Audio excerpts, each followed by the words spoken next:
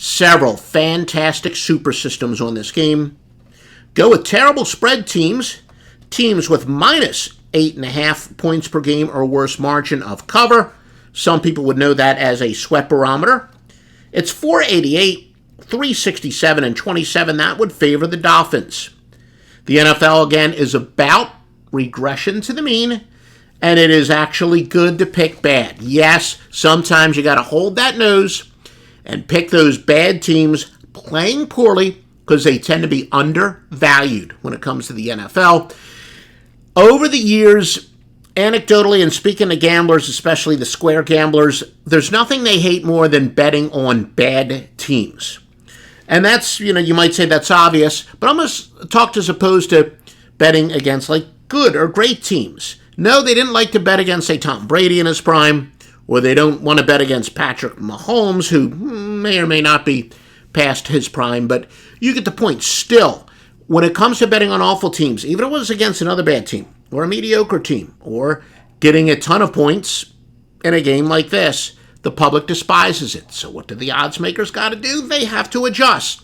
The extra points are baked into the line. That's why bad teams playing poorly are often very strong bets in the NFL.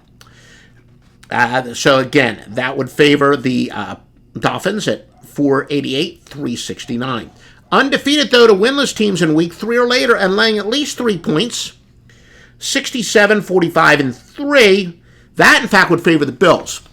And that's a little surprise. That's, one of the few systems, but again, not a huge sample size, but one of the few systems that would actually say go with the undefeated against the winless team as a big favorite. Now listen to this one, though, ladies. Favorites of 10.5 or more on a short week are 23, 6-1 for 79.3%. That goes back to 1994. That, of course, would favor the Bills. And the average margin, 29.6 to 11. So these games are usually blowouts.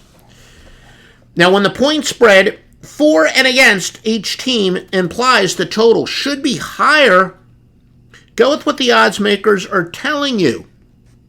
And it actually goes under 16-67, 13-16, and 67. Now, what is our official pick on? As well, on the side of the total, we're going to go with the under.